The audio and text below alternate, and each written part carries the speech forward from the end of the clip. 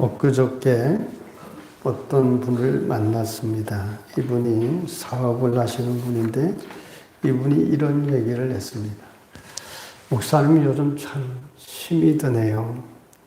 근래 사업이 안 돼서 한 30여 원을 까먹었습니다. 그런 얘기를 합니다. 그런데 목사님 그래도 낙심하지 않습니다. 목사님이 더 잘 아시는 거지만 인생이 이럴 때도 있고 저럴 때도 있지 않습니까? 이 또한 지나갈 줄로 믿습니다. 그런 얘기를 했습니다. 근데 이런 말씀을 이분만이 하는 게 아니고 일주일 동안 여러분도 여러 사람들을 만나지만 사람들 입에서 나오는 소리가 뭡니까? 못 살겠다는 얘기잖아요. 어렵다, 힘들다. 다들 이런 얘기를 합니다. 정말 참 힘든 시기입니다. 나라가 이렇게 어렵고 사람들의 마음이 분열되어 있고 이럴 때 나라가 정말 훌륭한 지도자가 있어서 국민들 마음을 하나로 이끌고 잘 통치해 가야 되는데 사분오열되어 있지 않습니까? 나라를 생각하면 솔직히 저는 잠이 잘 안 옵니다. 지금 세계가 시시각각으로 변화되지 않습니까? 세계가 한 지붕이 돼서 어느 한 나라에만 미치지 않습니다. 큰 나라가 어떤 정책을 피면 그 모든 영향이 세계 각각에게, 각 나라에게 미칩니다. 특별히 미국의 대통령이 바뀌고 관세 전쟁으로 인해서 얼마나 혼란스럽습니까? 이런 영향에서 제일 많이 피해를 입는 나라가 어느 나라일까요?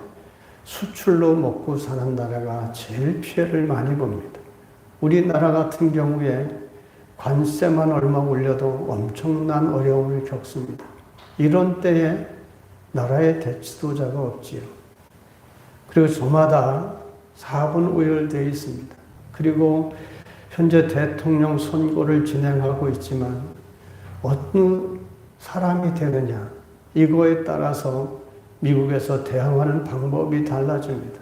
잘 아시는 것처럼 지금 산업 구도가 바뀌어가고 있지 않습니까? 요즘 한창 많이 우리나라에 영향을 끼치는 게 조선업인데 미국에서 그때 상하오 의원이 통과하기를 무슨 결정을 했는가 하면 군함을 향후 5년 동안에 250척을 건조하기로 했습니다. 미국에서 군함을 한 척 만드는 데는 시간이 굉장히 많이 걸리고 비용이 많이 듭니다. 그리고 그건 고도의 기술을 가져야 됩니다. 그러면 이런 군함을 만들 수 있는 나라가 어디겠습니까? 우리나라죠. 우리나라에 현대조선하고 하나오션이 그 아주 군함 만드는 기술을 가지고 있습니다. 그럼 이 나라, 우리나라에 이것을 수주를 할 텐데 만약 우리나라의 대통령이 공산권에 가까운 사람하고 된다면 그걸 수주를 해주겠습니까? 군사기밀인데. 이런 저런 거를 보면 정말 참 어려운 상황입니다. 이럴 때 정말 국민들이 깨어서 정말 반듯한 나라, 이런 이끌어갈 수 있는 지도자를 뽑아야 되는데 제가 볼 때는 그런 지도자가 보이지 않습니다. 참 갑갑합니다. 그런데도 서로가 자기가 대통령이 되겠다라고 사람들을 감언이설로 사람의 마음을 압살롬처럼 훔쳐가는 사람들이 얼마나 많습니까? 우리나라 같은 경우에는 대응 잘못하면요, 고스란히 그 여파가 우리 개개인에게 직접 미칩니다. 지금 우리가 어려운 상황도 세계 경제 여파가 그대로 개인에게 그대로 우리가 영향을 받기 때문에 이런 어려움을 겪고 있거든요. 이런 우리나라의 현실을 보면 마치 가뭄에 든 그런 심한 가뭄에 든 그런 모습과 같습니다. 그런데 낭만만 할 것이 아니라 우리가 돌아보면 우리 눈에 희망이 없어 보이고 미래가 없어 보이지만 그래도 지난 날을 돌아보면 그래도 하나님이 우리를 지켜주셨고 보호해 주셨고 인도해 주셔서 여기까지 온 거 아닙니까? 이건 부인할 수 없는 사실입니다.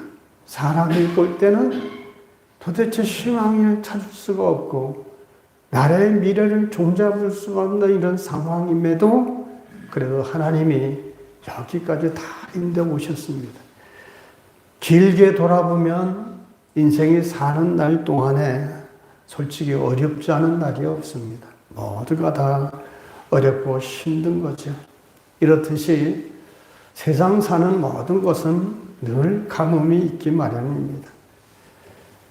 인생이 이렇다면 그러면 우리는 어떻게 해야 이 가뭄 같은 메마른 시대, 이 복잡하고 힘든 세상을 어떻게 하면 승리하고 복 있는 인생을 살아갈 수 있을까? 임시 땜빵식으로가 아니라 순간만 모면하는 것이 아니라 언제 어떤 경우라도 우리가 늘 항상 승리해 나가고 복된 삶을 살아갈 수 있는 그런 원리를 터득하는 것이 굉장히 중요합니다. 말씀을 고민하는 중에 이 말씀 속에서 오늘 중요한 원리가 담겨 있는 걸 발견합니다. 왜냐하면 우리 인생에 정말 어려움을 겪을 때 그 어려움을 극복해 나가는 귀중한 말씀이 오늘 5절로 8절 말씀 안에 담겨 있습니다. 아무쪼록 오늘 말씀을 통해서 당면한 고민, 고난뿐만이 아니라 앞으로 어떤 고난이 닥쳐오더라도 항상 승리하셔서 가뭄을 타지 않는 그런 복된 인생 다 되시길 주님 이름으로 축원합니다. 오늘 말씀을 보면 하나님이 에레미야의 입을 통해서 두 종류의 사람을 소개합니다. 왜 하필이면 두 종류의 사람만 얘기할까요? 하나님이 보시기에는 딱 두 종류밖에 없다는 겁니다. 이 두 인생길에는 두 갈래 길이 있는데 그 중에 하나를 선택하라고 말씀합니다. 오늘 말씀에서 두 종류의 사람을 나무에 비유해서 사막에 심기운 나무와 물가에 심겨진 나무로 말씀을 합니다. 나무는 여러분 땅에 심겨지지 않으면 결코 살 수 없습니다. 그렇기 때문에 나무는 어떤 존재죠? 틀림없이 땅을 의존해서 사는 의존적 존재입니다. 그럼 우리 인생은 어떻습니까? 우리 인생도 반드시 무언가에 의존해서 살 수 있는 의존적 존재입니다. 하나님이 그렇게 우리를 의존적 존재로 창조하셨어요. 하나님은 자존적 존재이고 우리는 하나님이 이렇게 만드셨기 때문에 하나님을 의지하고 의존하고 살 수밖에 없는 존재입니다. 그래서 사막에 심기운 나무는 세상을 의지하는 인간을 말하고 물가에 심기운 나무는 하나님을 의지하는 그런 존재를 말씀합니다. 그럼 사막에 심기운 나무는 어떻습니까? 우리 6절을 같이 보십시다. 6절 시작. 그는 사막의 떨기나무 같아서 좋은 일이 오는 것을 보지 못하고 광야 간조한 곳 건건한 땅 사람이 살지 않는 땅에 살리라. 아멘. 사막에 심겨진 나무는 건조해서 메말라가는 그런 소금기가 있는 땅에 심겨져 있습니다. 사막이란 여러분 뭘 말합니까? 한마디로 사람이 살 수도 없고 소망도 없고 위로가 없는 그런 절망의 곳을 사막이라고 합니다. 그런 곳에 나무가 심겨졌다라는 것은 결코 나무가 살지도 못하고 살아있는 동안이라 하더라도 극심한 고통만 겪다가 결국은 끝나고 마는 것이 사막에 심기운 나무의 미래입니다. 이것은 무슨 것을 비유로 말씀하신 거냐 하면 하나님 대신에 사람이나 또는 세상을 의지하는 인생은 결국 이렇게 되고 만다는 말씀입니다. 하나님 대신 세상이나 사람을 의지하는 삶이 그 결과가 얼마나 비참한지에 대해서 5절에서 오늘 말씀하죠. 5절을 같이 봅니다. 여호와께서 이와 같이 말씀하시니라. 무릇 사람을 믿으며 육신으로 그 힘을 삼고 마음이 여호와에게서 떠난 그 사람은 저주를 받을 것이라. 여러분, 하나님 없이 세상을 의지하는 인생은 결국 하나님이 뭐라고 말씀합니까? 저주를 받게 된다라고 합니다. 하나님을 믿지 않는 인생, 여러분 세상에서 잘 살았다고 하지만 그 끝은 뭡니까? 영원한 저주로 가지 않습니까? 그래서 하나님은 우리 인간을 믿는 사람이든 믿지 않는 사람이든 누구나 다 인간이란 의존적 존재로 만들었습니다. 그렇게 의존적 존재로 지음받았기 때문에 사람은 하나님을 의지하지 않으면 반드시 다른 무언가를 의존하고 살아가게 되어 있습니다. 그것이 돈이든 권력이든 사람이든 자기 재주든 뭔가를 의지하며 살아갑니다. 그런 의지 없이 살아가는 사람이 없습니다. 그런데 문제가 뭡니까? 세상에 돈이나 권력이나 친구나 건강이나 뭐 이런 것을 의존하며 살아도 되지만 그 결국은 어떻습니까? 영원하지가 않습니다. 다 잃어버리게 되고 떠나가게 되고 소멸되게 되고 그래서 낙심하고 낭패하는 인생이 되어서 죽을 날이 가까울수록 쓸쓸하고 외로운 인생이 되고 맙니다. 세상 사람들이 젊은 시절을 잘 나가던 사람들 나이가 들수록 더 슬퍼지고 외로워지는 게 뭡니까? 그 많이 누리고 그래도 힘있게 여겼던 것들이 하나들 다 사라지고 나니까 남는 게 허무하고 인생이 참 공허하고 인생이 참 외로운 겁니다. 그래서 나이 들수록 점점 더 쓸쓸하고 내가 뭘 하고 살았나 이런 낙심 속에 살아가는 게 사람들이 얼마나 많습니까? 그래서 하나님이 말씀으로 우리에게 우리 인생들에게 경고하시지 않습니까?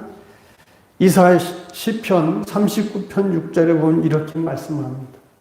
진실로 각 사람은 그림자같이 다니고 헛된 일로 소란하며 재물을 쌓으나 누가 거둘는지 알지 못하나이다. 잠언 23장 5절에도 말씀합니다. 내가 어찌 허무한 것을 주목하겠느냐. 정령의 재물은 스스로 날개를 내어 하늘을 나는 독수리같이 날아가리라. 여러분 무슨 말씀입니까? 재물은 우리가 얻기도 어렵지만 서로 얻는다 해도 그것이 가변적이라는 겁니다. 가변적이라는 것은 변화가 많다는 겁니다. 서두에서 말씀드린 것처럼 이 사람이 몇 년 동안 30억이라는 돈을 그렇게 날릴 것을 어떻게 알았겠습니까? 가변적인 겁니다. 돈이라는 것은.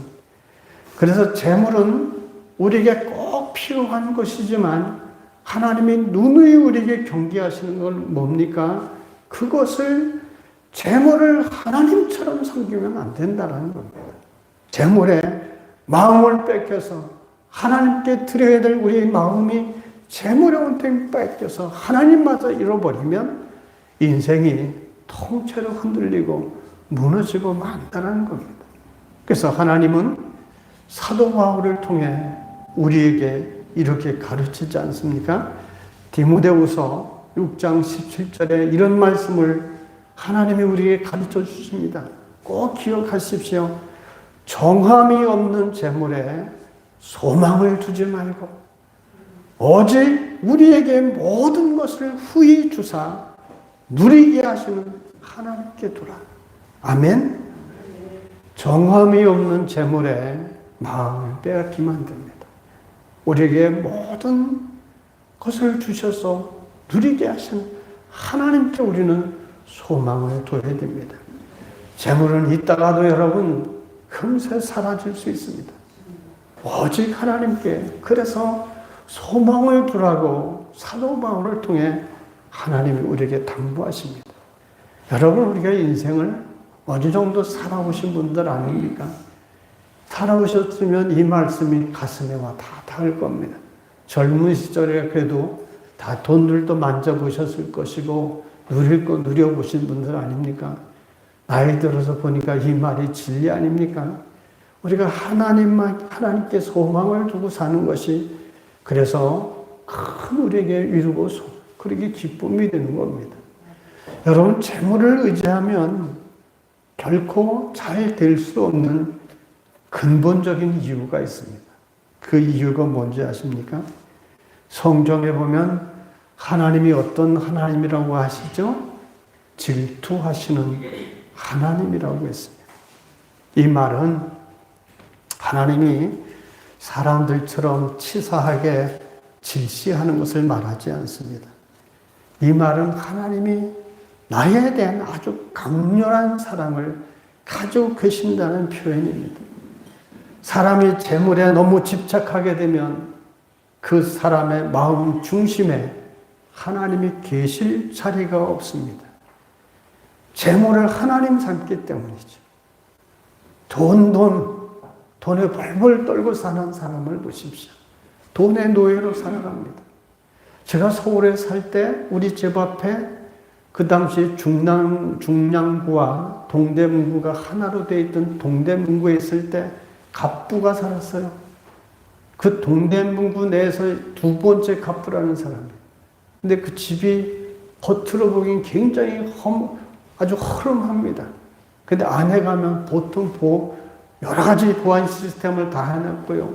우리가 사는 집 그 도로 좌우로 건물들이 쭉 들어섰는데 그게 다 그 사람 겁니다. 당시에 동대문 시장에 점포만도 100개가 넘는다고 합니다. 그런데 이분은 어떻게 사는지 압니까?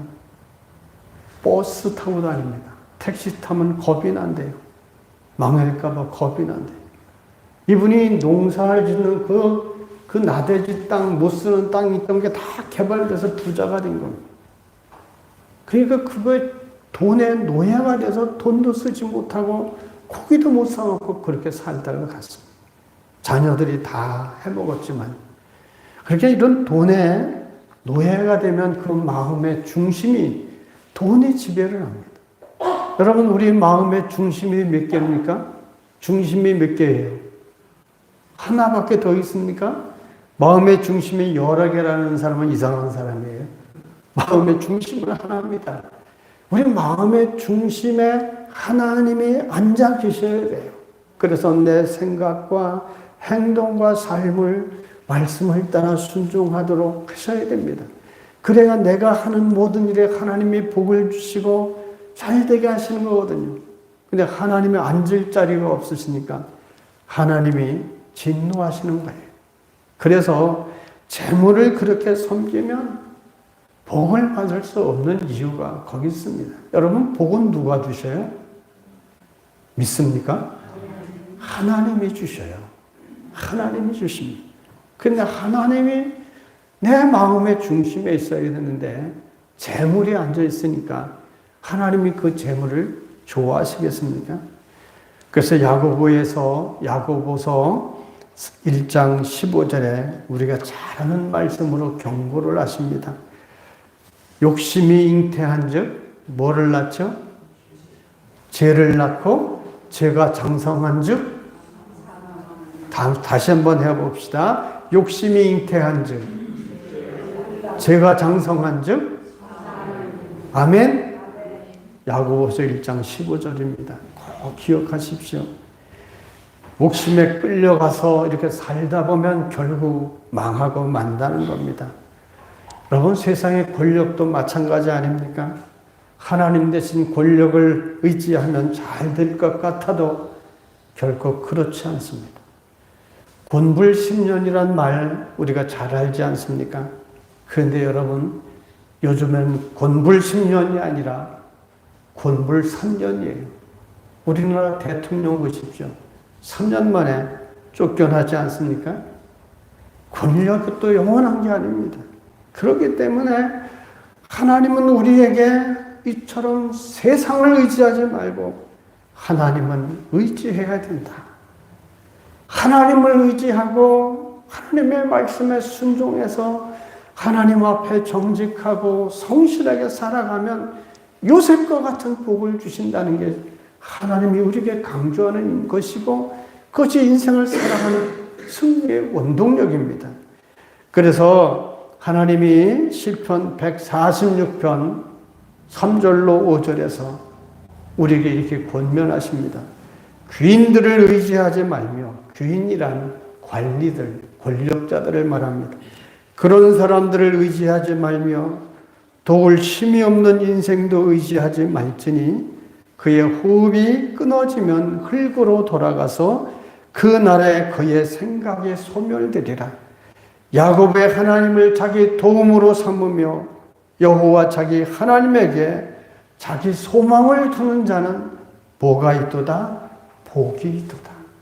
믿습니까? 여호와 하나님을 나의 하나님으로 삼아야 돼요. 이웃집 아저씨의 하나님이 아니라, 여기서는 목사의 하나님만이 아니라 여러분의 하나님으로 삼아야 돼요. 그러면 그에게 하나님이 복이 되시는 겁니다. 예레미야는 하나님을 의지하는 사람을 가리켜서 물가에 심기운 나무로 말합니다. 그런 사람이 어떻다라고 말하죠? 그런 사람은 반드시 복을 받는다라고 말씀합니다. 오늘 7절과 8절을 같이 봅시다. 시작. 그러나 무릇 여호와를 의지하며 여호와를 의리하는 그 사람은 복을 받을 것이라. 그는 물가에 심어진 나무가 그 뿌리를 강변에 뻗치고 더위가 올지라도 두려워하지 아니하며 그 잎이 총총하며 가무는 해에도 걱정이 없고 결실이 그치지 아니함 같으리라. 아멘. 여러분, 이 성경을 많이 읽어보신 분들은 이 말씀을 주실 때 또 다른 말씀이 생각날 겁니다. 이와 같은 말씀이 어디 또 하나님 말씀하셨죠? 시편 맞습니다. 성경 읽으신 분은 벌써 다 갑니다. 시편 1편이잖아요. 시편 1편과 1편에 1절로 3절에 하나님이 또 이렇게 약속하셨잖아요. 복 있는 사람은 악인들의 길을 따르지 아니하며 죄인들의 길에 서지 아니하며 오만한 자들의 자리에 앉지 아니하고 오직 여호와의 율법을 즐거워하여 그의 율법을 주야로 묵상하는 자로다. 그는 시냇가에 심기운 나무가 철을 따라 열매를 맺으며 그 잎사귀가 마르지 아니함 같으니 그가 하는 모든 일이 형통하리로다. 복 있는 사람은 그래서요, 자기 의지가 중요합니다. 악인들의 꾀를 따르지 않으려 해야 되고 죄인들의 서려하지 않고 오만한 자들의 자리에 앉지 아니려는 이런 자기 조심이 있어야 되는 겁니다. 시냇가에 심어진 나무가 그러면 왜 이렇게 복됩니까? 시냇가에 심어졌기 때문에, 물을 흡수했기 때문에 가뭄이 와도 그 나무가 마르지 않죠.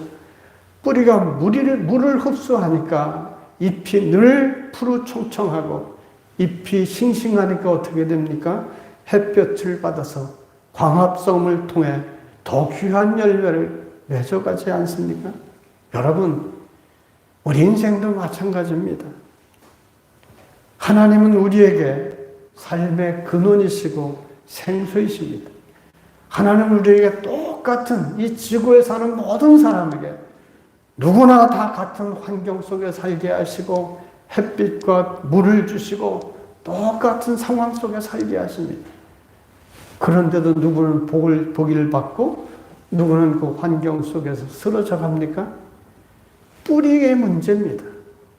가뭄 속에 나무가 있더라도 그 뿌리가 물가에 내리기만 하면 그 환경, 뜨거운 햇빛이 오히려 복이 되지 않습니까?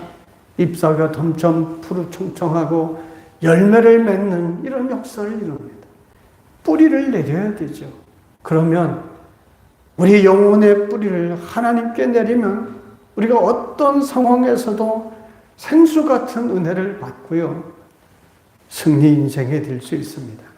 그렇기 때문에 아무리 사막 가운데 있을지라도 물가에 심어지기만 하면 그 나무는 그 잎이 푸르고 열매를 맺듯이 비록 사막 같은 세상 속에 사는 한마디로 별 볼 일 없는 연약한 인생일지라도요, 항상 하나님을 의존해서 그 영혼의 뿌리를 내리면 결국은 그 삶은 승리 인생이 되게 되어 있습니다.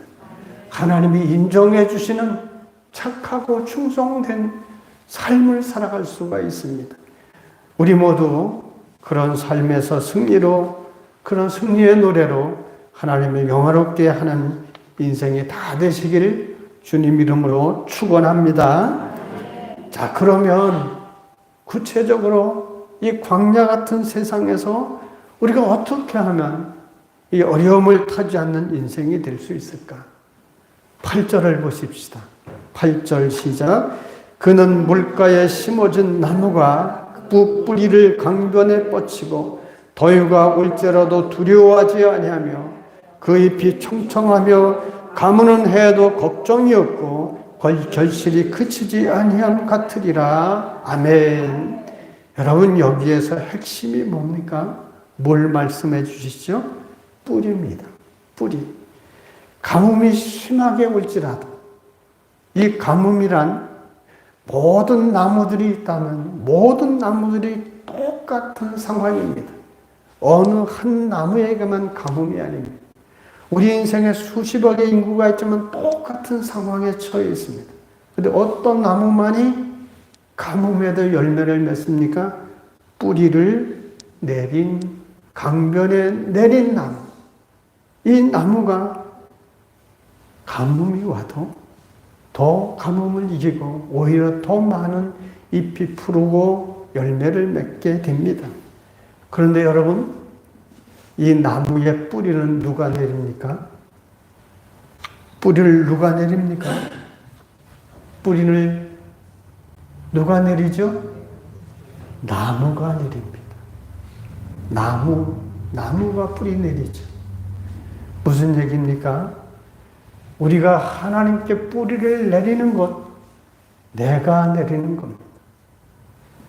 인생이 사막 같은 세상에 살지라도 뿌리 내린다는 것은 내가 더 어려운 환경일수록, 어려운 입장일수록 하나님께 더 깊이 여러분 의지하고 의존하고 하나님께 매달리는 것, 이게 뿌리입니다.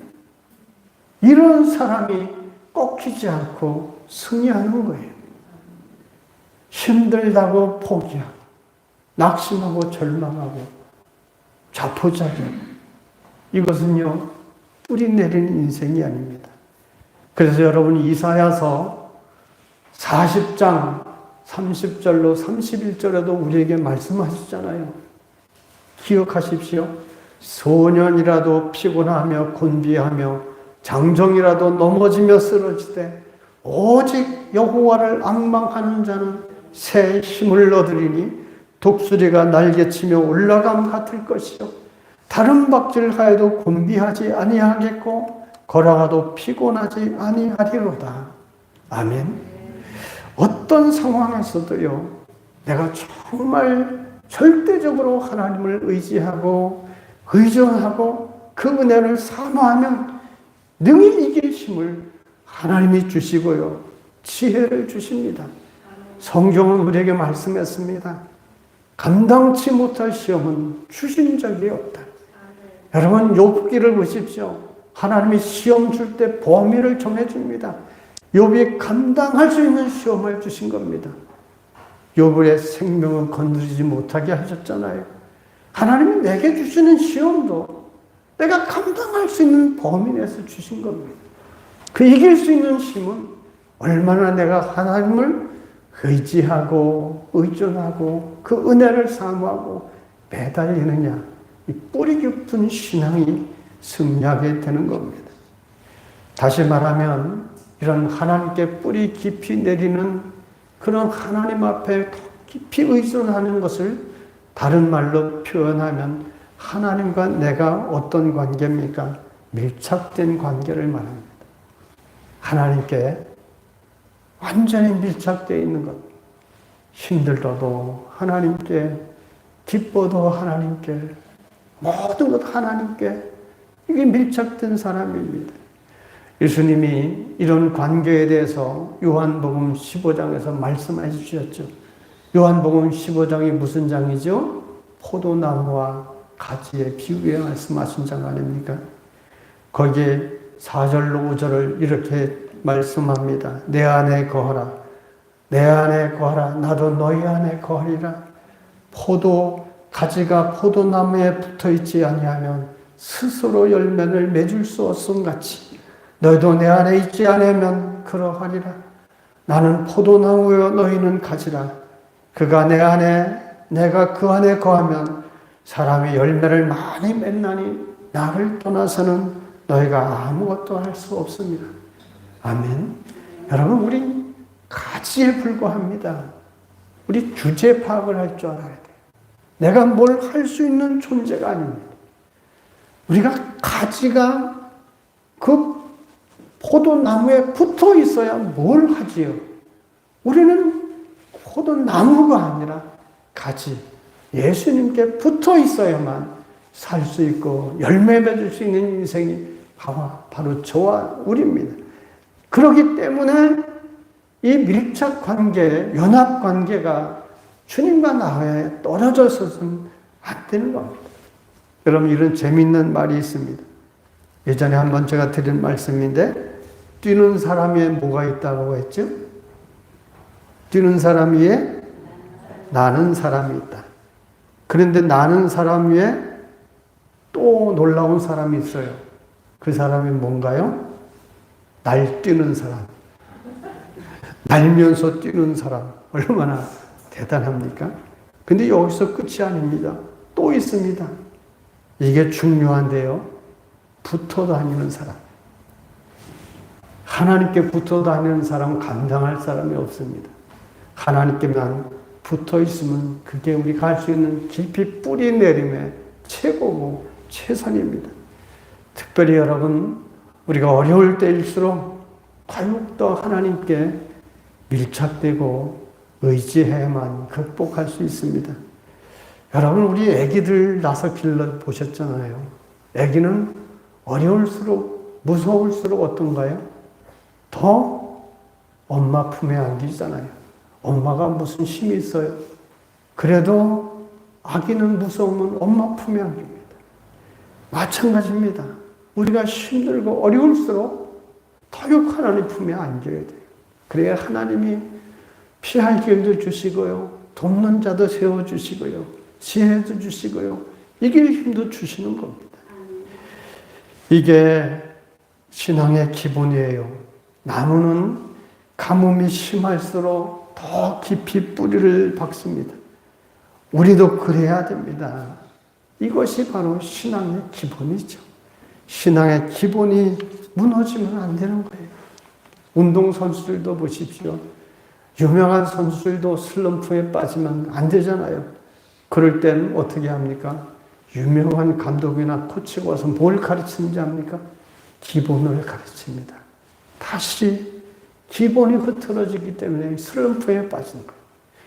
우리 신앙이 무엇이 잘못됐나 여러분? 내가 신앙에 좀 슬럼프에 빠졌다면 기본이 무너진 거예요.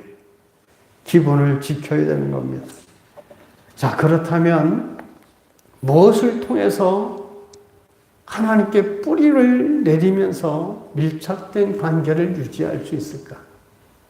어느 성공한 회장님의 그런 간증집을 통해서 말씀을 드리면 이분이 어려워서 도망도 다니고 수배자가 돼서 그러다 나중에 다 갚고 감옥살이도 하고 나오고 그리고 감옥에서 하나님을 알게 돼서 그때부터 신앙생활을 잘 했는데요. 이분이 그러면서 어떤 원칙을 세웠는가 하면 이게 이분의 신앙의 원칙입니다. 항상 이 사람이 어떤 경우가 있어도 절대 원칙, 이것이 자기 신앙의 뿌리를 내린 거나 마찬가지인데요. 그것이 바로 말씀 묵상과 새벽 기도와 주일 성수와 11조.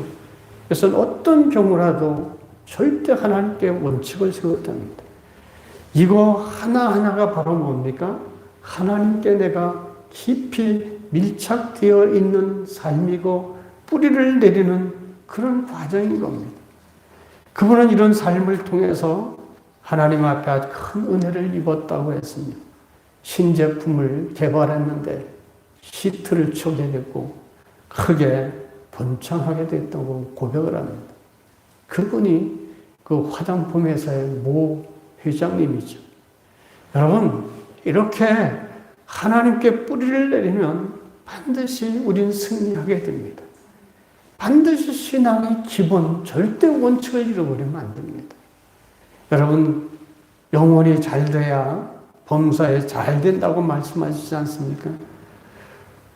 하나님께 밀착된 그 뿌리 내림이 나는 과연 어떤가?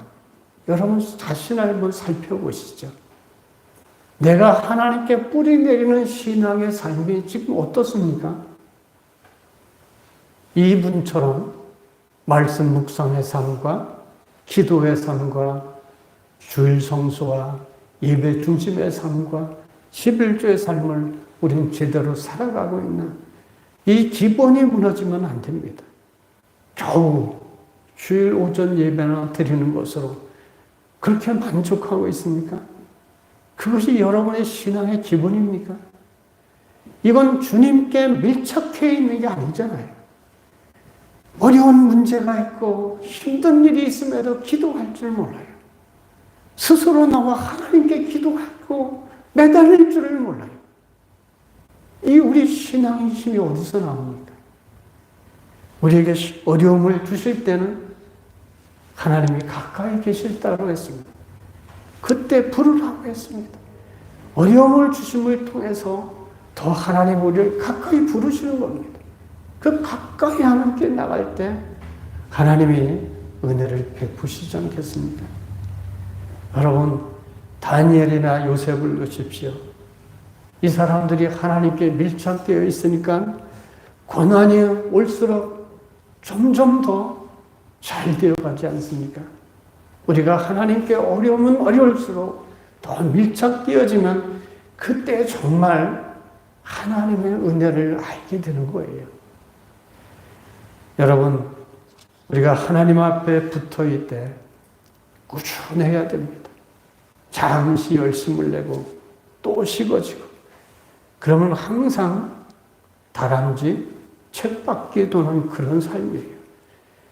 꾸준히 하나님 앞에 신앙의 기본을 절대 원칙으로 지키면서 10년, 20년 평생을 살아보십시오. 여러분, 그 삶이 정말 하나님이 복 주시는 삶이에요. 하루 이틀 몇 번 반짝하고 또 돌아가는 그것은 맨날 다람쥐 쳇바퀴 도는 인생이죠. 그런 삶을 접촉불량 신앙이라고 합니다. 접촉불량 신앙. 여러분, 전기불이 들어올 때 전기가 늘 통해야 불이 늘 밝지 않습니까? 전기가 들어왔다 안 나갔다 안 들어왔다 나갔다 하면 어때요? 깜빡깜빡해지나요? 접촉불량이죠. 신앙생활을 그렇게 하면 안 됩니다. 늘 하나님께 밀착돼서 주의 은혜가 우리에게 넘치도록 해야지 늘 밝은 빛이 들어오듯이 그런 신앙생활을 해야 됩니다. 접촉불량 신앙생활을 이제 버리고 변함없이 꾸준히 신앙생활을 잘 하셔야 우리 자녀들에게도 좋은 신앙의 모델이 되고 또 하나님이 잘 되게 하시는 겁니다. 성도 여러분, 인생에는 항상 고난이 닥쳐오고 불황이 있습니다. 문제는 인생의 주관자이신 하나님과 나와의 관계가 문제입니다. 항상 물가에 심기운 나무처럼 하나님께 깊이 뿌리를 내리십시오. 하나님께 붙어 있어야 삽니다. 그러면 불황이든 호황이든 상관없이 우리 인생은 하나님의 승리를 보장하는 인생이 됩니다. 믿습니까? 꼭 이런 신앙으로 승리하시길 주님 이름으로 축원합니다.